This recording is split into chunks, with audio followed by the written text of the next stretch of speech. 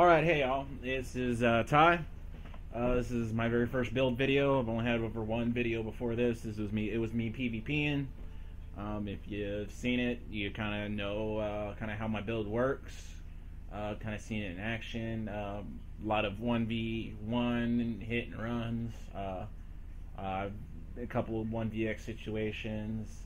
My next video will be one where it'll be a solo kind of a video, but I'll have one section in there with me fighting multiple people with my group dead, so technically I am kind of solo.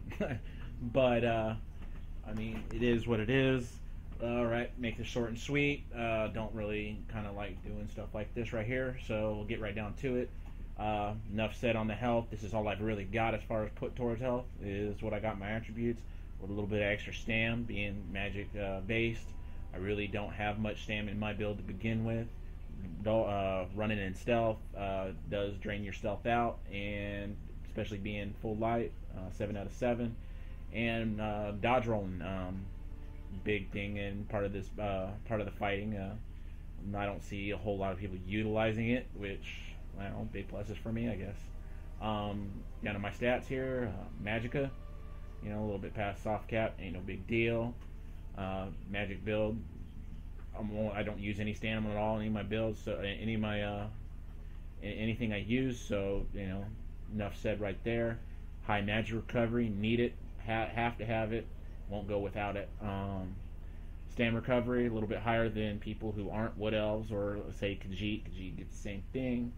So, I mean, enough said right there too. Spell damage, I mean, we're working with a magic temp here, so spell damage is a must. Really don't want to go much past this unless you're running PvE, which the soft cap is only a little bit higher. I mean, because anything past this, especially if you're PvPing, diminished returns, why waste the slots to be able to put something else in when you can hire DPS other places without the diminished returns. Weapon damage, not a big deal. Only thing that it affects really is my healing, and I got weapon damage pots for that if I really truly need to use them. Spell resistance, light armor. I mean, enough said right there. I do use the as far as my Mundus, I run the shadow, so when I do crit, especially when I come critting out of stealth, then, I mean, it increases critical strike damage. I'm not looking to increase the amount of crits I do, just the damage that they do. I run stage 4 all the time. Really no reason otherwise to do it, because currently I am using Invigorating Drain. Makes it so it costs a whole hell of a ton less. But, it is a kind of a one-shot deal using that ability, because you got to kind of pick and choose where you use it at. Just starting to kind of learn it, see if it actually fits in with my play style. I might end up later on switching up to the purge that actually heals you, not efficient purge. I don't have any problems with Magicka or keeping Magicka up, so the other one, kind of in those oh shit moments, healing ward, mutagen, the purge, especially if they toss anything up on me that will cause me to heal myself. I mean, enough said right there. Always keep a tri-stat food up. I mean, if you're not running that, I mean, there probably is a good reason, like say on my sword, don't run it. I don't need it. I only need 2 stats on that guy, and I'd rather get the extra stats on those 2 deals than just all 3. And it just doesn't fit in that temp that I have on that one, but it fits perfectly into this temp. Alright, over to my build itself. As far as my gear goes, 5-piece Warlock, 5-piece Seducer when Sword and Shield's out, 4-piece Seducer when Resto Staff's out. Only things that change. The rings that I'm wearing, Warlock rings being how they are, I got 1, just need 1 more to increase, to kind of take this temp to the next level. But in the meantime, I will run these 2, about as good as you can get for a magic temp. If you're running 2 rings, I mean, they both got Magicka on them. On top of that, 2 set gives you more Magicka. Enough said right there.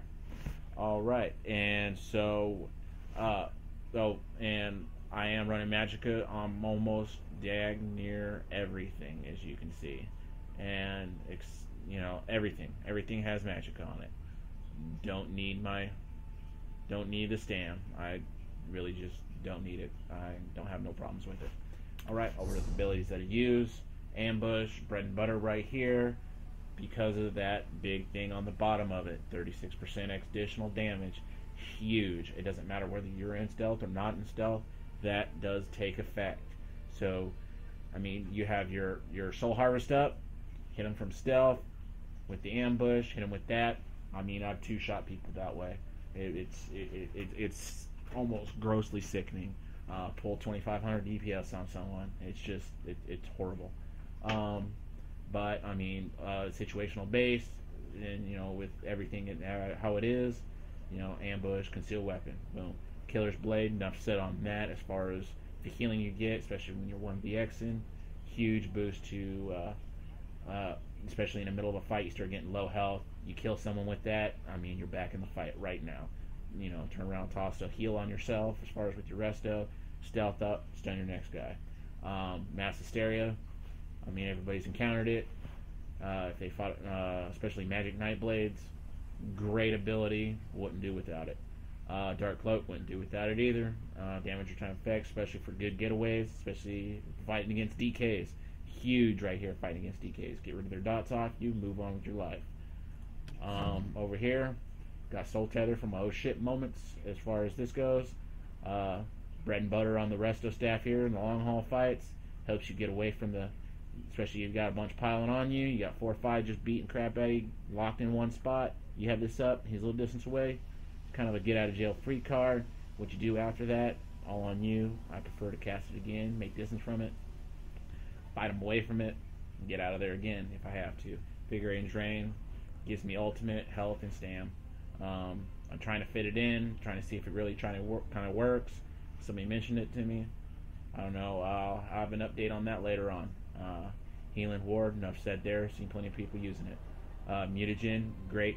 Get out of jail free card, get low health if you can actually time it right. You know, Healing Ward with this, boom, you're back in the game again. Harness Magicka, great against other magic users. I mean, I fought 3-4 magic users, and all I did was keep this and Mutagen up. Had no issues at all. Alright, and as far as pots go, I mean, Tri-Pot, the Weapon Power Pot, and then my Magicka pots, which gives me, the 10K ones that everybody likes buying. Kind of brain farting right now, just got off of work, a little bit tired. But all those, crucial, all situational based.